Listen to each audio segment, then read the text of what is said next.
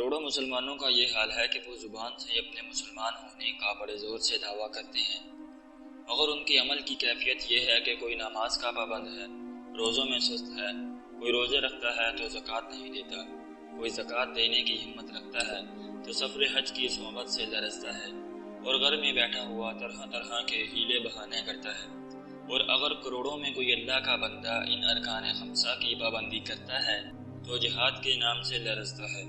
حالانکہ جہاد کوئی خوفناک چیز نہیں بلکہ اللہ کی راہ میں محنت و مشقت برداشت کرنے کو جہاد کہتے ہیں۔ اگر سچ پوچھو تو ارکان خمسہ کی اصلی روح بھی جہاد ہے، کیونکہ کسی میں نفس کے ساتھ جہاد کرنا پڑتا ہے اور کسی میں مال کے ساتھ۔ بس بہت کم ہیں ایسے مسلمان جن کو ان پانچوں فرائض کی بجا آوری سے مسلمانی کی تکمیل کا سرٹیفکیٹ حاصل ہو۔ رہے مسلمانوں کے حب الہی اور حب رسول کے دعوے، ان کی کیفیت یہ ہے کہ زبان سے ہر مسلمان کہتا ہے کہ ہم کو اللہ اور اس کے رسول سب سے زیادہ پیارے ہیں، ہمارا تن من اور دن سب ان پر قربان اور نثار ہے، مگر دعوے داروں کی حالت یہ ہے کہ نہ اللہ کے حکم کی پرواہ کرتے ہیں اور نہ رسول اللہ صلی اللہ علیہ وسلم کی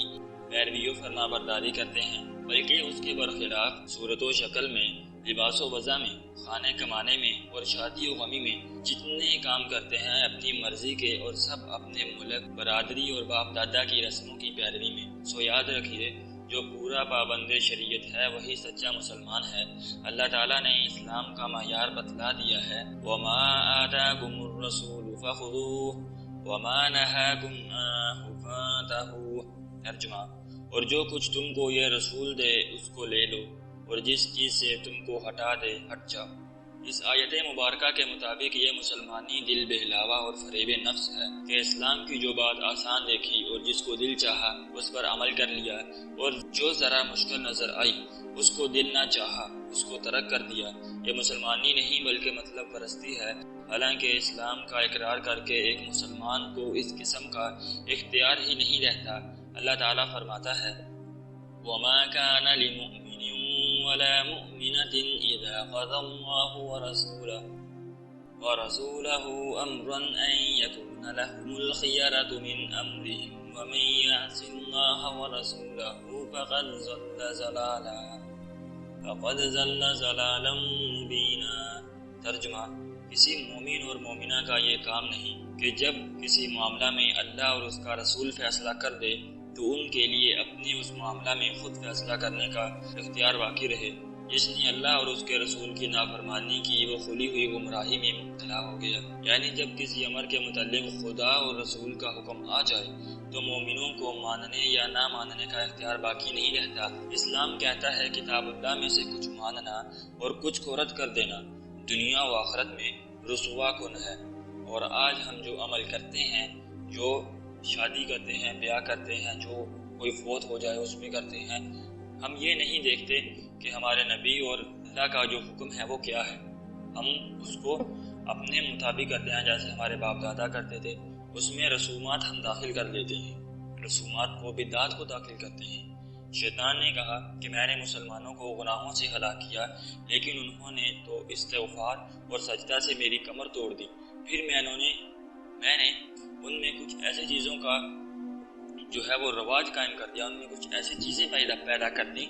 جو وہ سمجھتے ہیں کہ ہم ثواب کی نیت سے کر رہے ہیں، ہم ثواب کی نیت سے کر رہے ہیں، لیکن اصل میں وہ ثواب نہیں ہوتا، کیونکہ خود اللہ تعالیٰ نے قرآن مجید میں ارشاد فرمایا 6ویں سپارے کی سورۃ مائدہ میں، اللہ تعالیٰ فرماتا ہے کہ میں نے آج تم پر اپنا دین مکمل کر دیا اور اپنی نعمت بھی تمام کر دی اور اسلام کو بطور دین تمہارے لیے پسند کیا۔ اور اب اللہ خود کہہ رہے ہیں کہ میں نے تمہارے لیے اسلام کو پورا کر دیا، تکمیل ہو گئی۔ اب اس میں کسی چیز کو ایڈ کرنا یا کسی چیز کی نفی کرنا، کسی چیز کو جمع کرنا یا کسی چیز کی نفی کرنا، یہ کسی کے ہاتھ میں نہیں ہے، چاہے وہ جو مرضی ہو۔ اس لیے جو ہمیں قرآن کہتا ہے، جو نبی صلی اللہ علیہ وسلم کا فرمان کہتا ہے، ہمیں اس پر عمل کرنا چاہیے، نہ کہ اس پر عمل کرنا چاہیے جو رسومات ہیں، جو یہ رسم و رواج چل رہے ہیں ہمارے معاشرے میں، یہ بدعات ہیں جو شیطان نے ہمارے اندر داخل کر دی تاکہ ہم ان کو ثواب سمجھ کے کریں اور ہم امید رکھیں کہ ہمیں ان کا ثواب ملے گا، لیکن وہ تو دین میں ہے ہی نہیں، اس کا ہمیں گناہ ملے گا، کیونکہ ہم کسی اور چیز کو دین کا حصہ سمجھ کر دین ہی کر رہے ہیں۔ اس لیے ہمیں قرآن کیا کہہ رہا ہے اور حدیث کیا کہہ رہی ہے اس کو سمجھنا چاہیے۔ قرآن اور حدیث کو سمجھنا چاہیے، اس کا علم حاصل کرنا چاہیے، اور علم اتنا حاصل کرنا کہ جائز اور ناجائز، حلال اور حرام کی تمیز کرنا ہر مسلمان کو آ سکے، اتنا علم حاصل کرنا مسلمان پر فرض ہے۔ اسی لیے آپ سے درخواست ہے کہ کوئی بھی جو مسئلہ ہے یا کوئی بھی آپ کو مسئلہ درپیش آتا ہے، کوئی بھی کسی چیز سے بھی متعلق، تو آپ علماء سے رابطہ کریں، نہ کہ کسی اور سے پوچھ لیں، نہ کہ کوئی جس سے مرضی دل کیا پوچھ لیا یار ایسا کر دے، یا کوئی شادی ہے بیاہ ہے اسے اپنے جو علماء ہیں ان سے پوچھیں کہ یار یہ اس شادی بیاہ میں نبی صلی اللہ علیہ وسلم نے کیا عمل کیا، کیسے اپنے بچیوں کی شادی کی، صحابہ کرام نے کیسے اپنے بچیوں کی، اپنے بیٹوں کی کیسے شادی کی۔ اسی لیے ان رسم و رواج سے بچیں اور نبی صلی اللہ علیہ وسلم کی جو ہے وہ اطاعت اور پیروی کریں، اسی میں ہماری کامیابی ہے، اور یہی آخرت اور دنیا دونوں کی کامیابی ہے ہمارے لیے۔